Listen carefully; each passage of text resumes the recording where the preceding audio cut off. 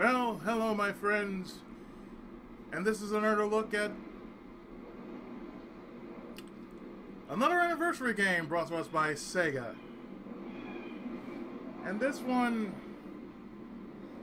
that many others are showing on their respective channels are doing. Well, we're going to look at this one as well, because I got a few words about it. You're about to play a proof-of-concept prototype level of Golden Axe Reborn, a canceled project from a bygone era of Sega. This is in no way a polished game experience and probably contains many bugs. On the occasion of Sega's 60th anniversary, as a special treat to say, thank you, we are releasing this rarely seen glimpse into Sega's past. Members of the original development team have brought this dusty gem to light, and they are proud that the project could be revived in some form to be shared with you, the fans. Please enjoy.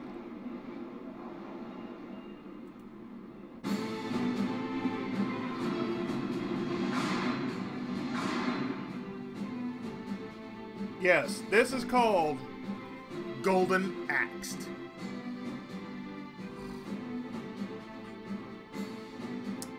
I played this earlier, and let me tell you,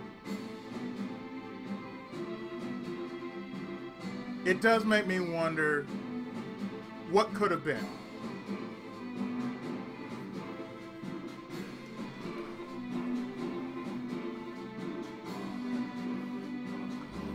What could have been had we had a proper Golden Axe game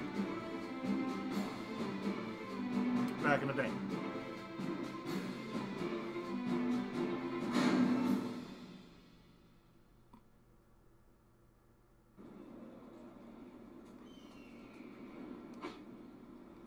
Now here's the thing about this. Now here's the thing that I like about this.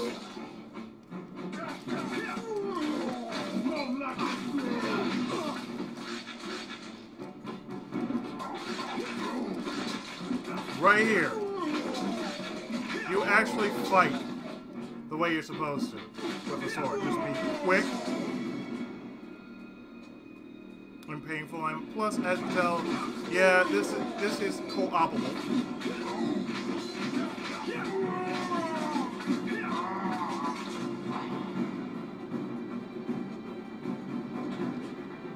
Now, what the sad thing is with this franchise, Golden Axe had such promise. This is where, you know, such good franchises aren't really kept up. Golden Axe was at one point kept up, but over the years, it hasn't really, you know, aged well.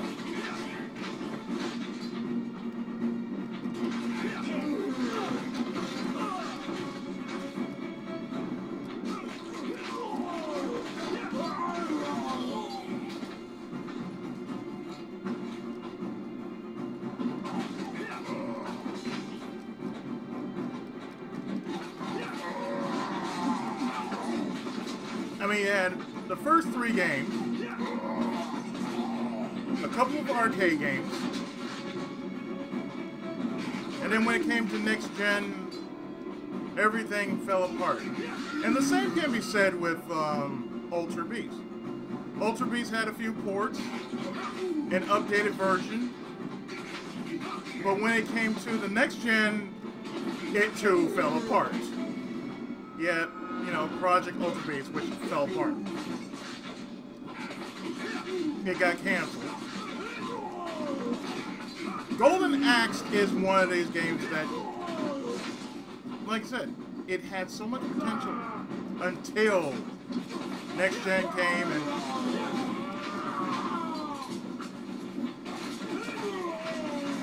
you know, everything just went to shit.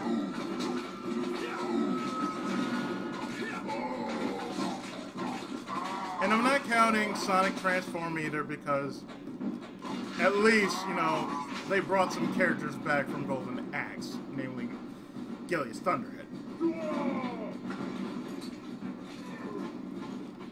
I guess, you know, Golden Axe Warrior was the Axe Battler game.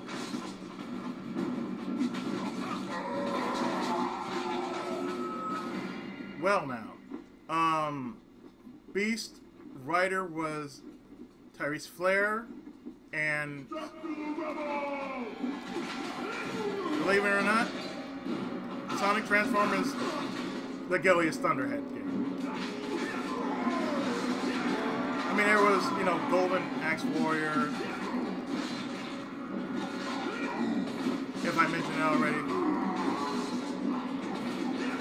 But I think the problem was exactly what I said. It just wasn't kept up. I mean, imagine if you were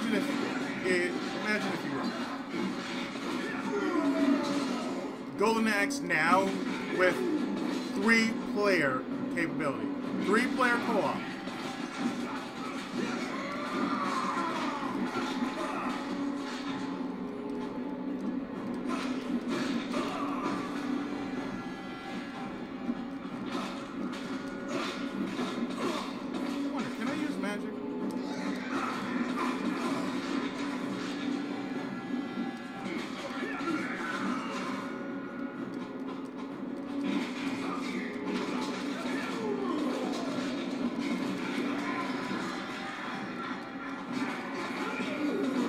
I mean, just imagine if they made a proper Golden Axe game, which all the characters were there.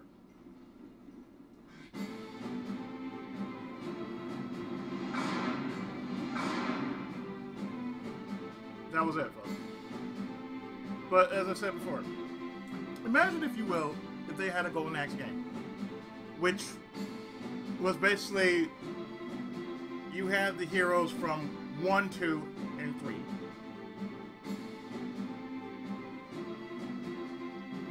And the arcade game, The Revenge of Death Adder, The Duel, and, you know, just made a new Golden Axe game. And you would have, like, this large roster of characters. You'd have a new plot where Death Adder revived or something like that, and all these heroes from different eras came together, and it don't have to be the main characters. It could be from one, you know, the 1 version, the 2 version, the 3 version, the arcade game, and the duel. The problem I find with exactly what I just said is it should be co-op. It should be co-opable to where, you know, it's online and not just limited to couch co-op. Because the problem with most of the games on Steam is it's either remote play or it's couch co-op. Very few are online, and when it's online, it basically just goes into, well, shit-induced internet connection. Now, mind you, this was like a demo I just played.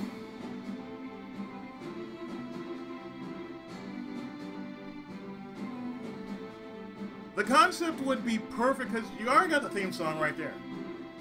All you would have to do is have more stages.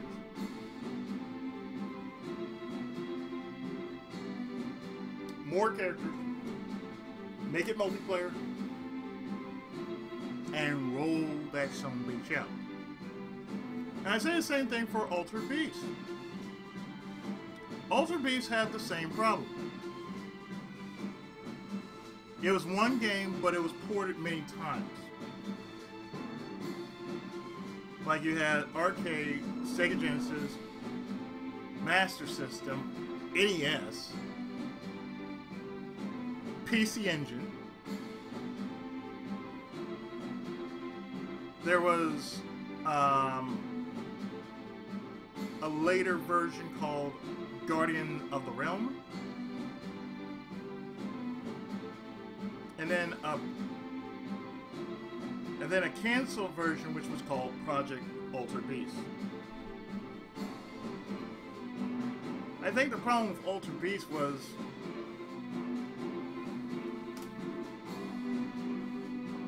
after 5 levels, that was it.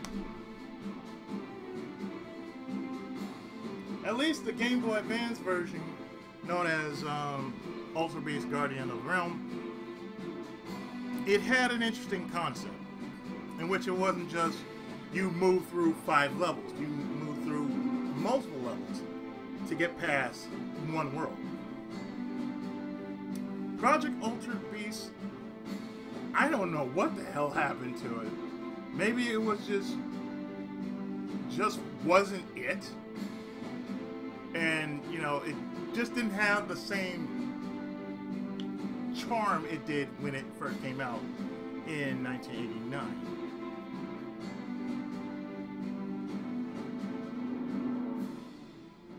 And let me share my thoughts about, while I'm on it, Streets of Rage. It's like people are making a hype over Streets of Kamurocho. Guys, all you did was just, you basically just gave a little cosmetic over Streets of Rage 2. Guess what? Many Mugen people have done that. And many Mugen people have done the following. They've advanced Streets of Rage like nobody's business. It's called Streets of Rage Remake.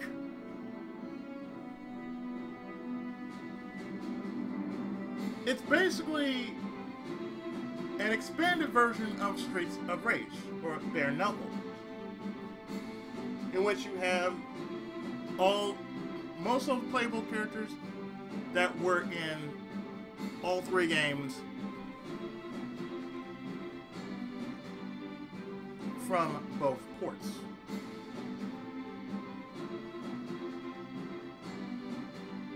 The Mega Drive and the Sega Genesis. So that's both ports. See, something like that could work. Because they were using, you know, the Beats of Rage emulator. Or the Beats of Rage engine, I should say. Which I have, but I really never tried playing off it. And I should one of these days. But that's neither here nor there.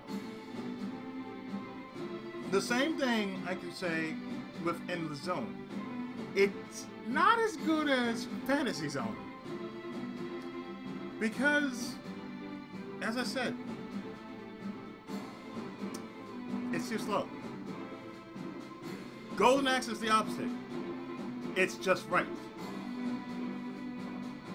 The only thing is you would have to be methodical in the hack and slash. You would have to basically do the following. You would have to beat up one at a time, because if you try to, say, take them all down, they will gang up on you. So it's best to play methodically.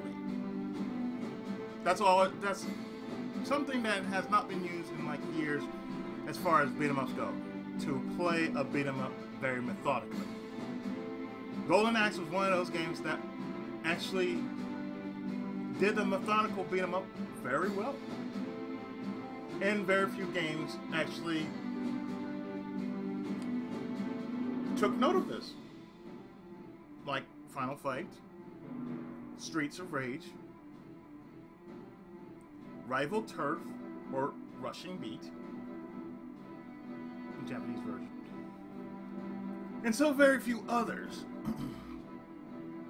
that in which you can't just straight up say, oh, I can beat each and every one of you up. Oh no. Unlike other games, you had to be very methodical. I think what should have happened with Altered Beast is it should have been like this. You had an updated moveset. when you were human and then superhuman, you had two different movesets. Like, you just didn't have one punch. You should have a 1-2 punch. Maybe a gut check and an uppercut. And maybe, you know, if you were ducking, you should have more than just one kick. You should have, like, at least a foot sweep added to that. When you were jump kicking, you know, boom, you know, throw that out there, you know. Don't be like, you know, stiff and like, eh. Or, you know, jump punch, you know, same thing.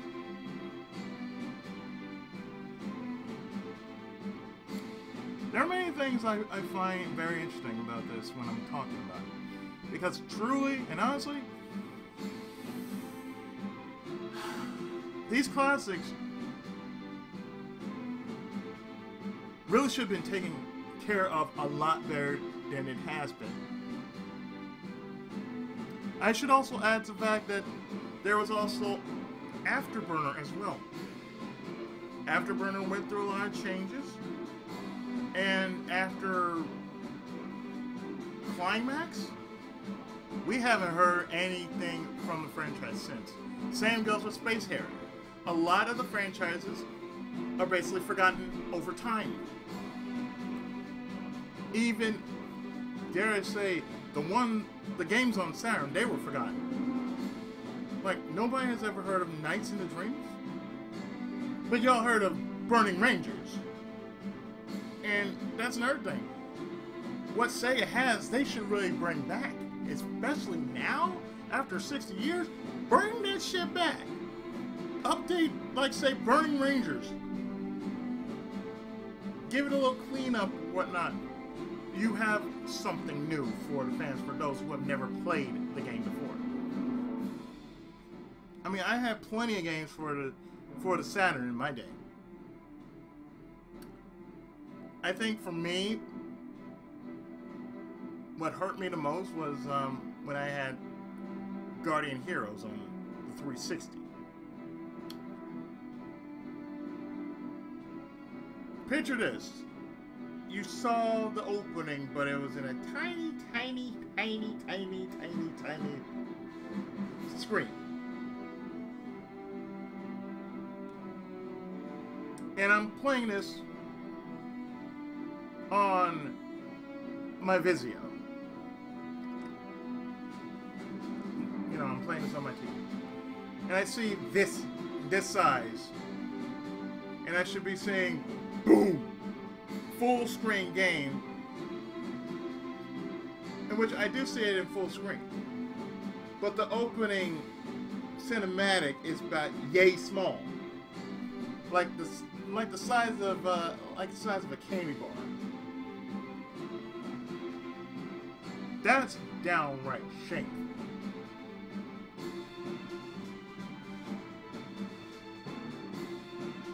I mean, I can't say much about everything else, but at least for the classic franchises that Sega had over the years, especially the ones that really stood out,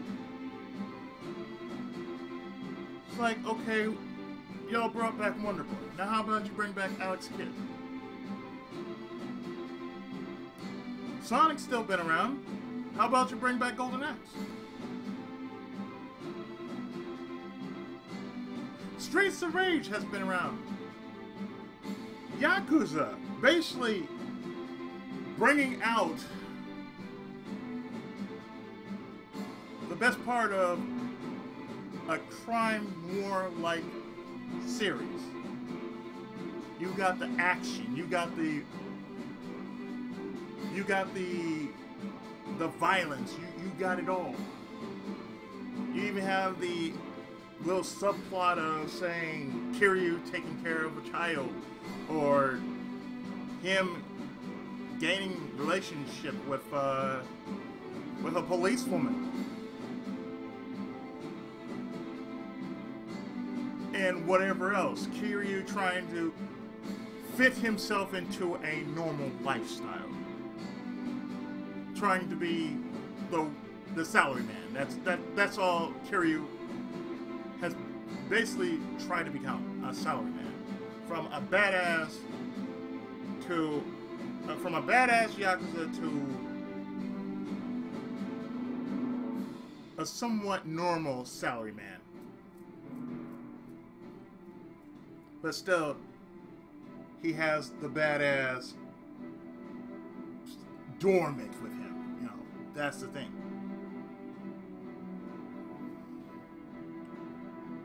But like I said, as far as Sega goes, I've had many games on Sega that I have not even played. I was hardly into Sega, but I was into Sega CD. See, when Sega really came out, I basically got the CD consoles, Sega CD, the Saturn, the Dreamcast. I basically had most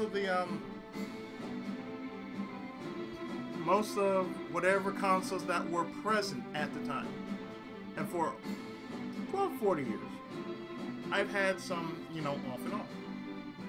But the only one I never had was the TurboGrafx 16 or the Neo Geo, because for one, ain't no way in the world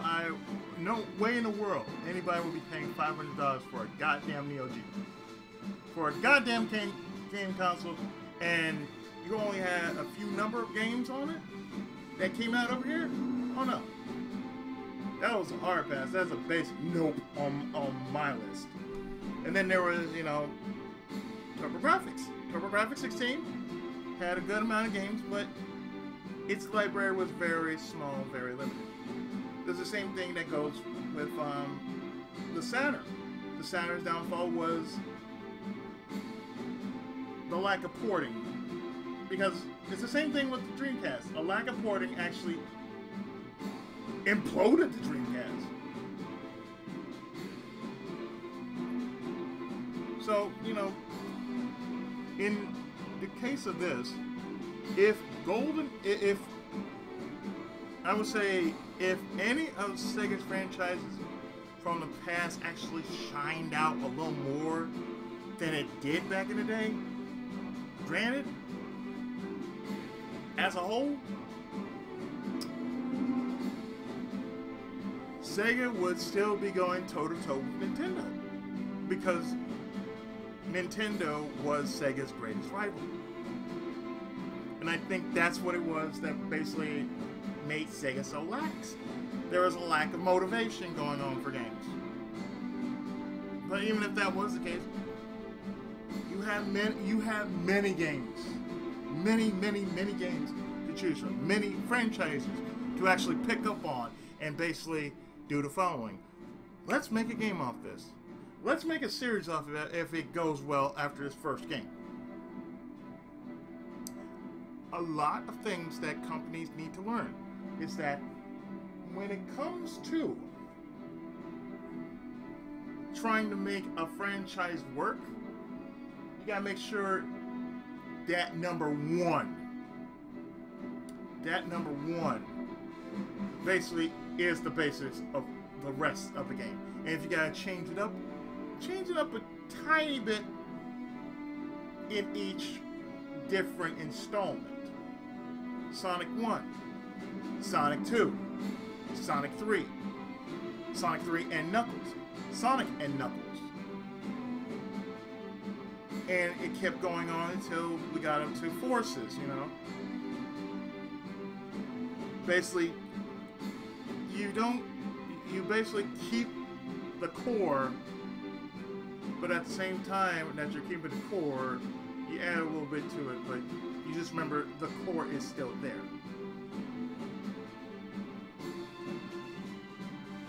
It's the same thing with Golden Axe. It started as a hack and slash. It was rather slow, but the only thing you would need to do is speed up the hack and slash. And then you have something. You have a better version of what Golden Axe would be, instead of what it ended up being.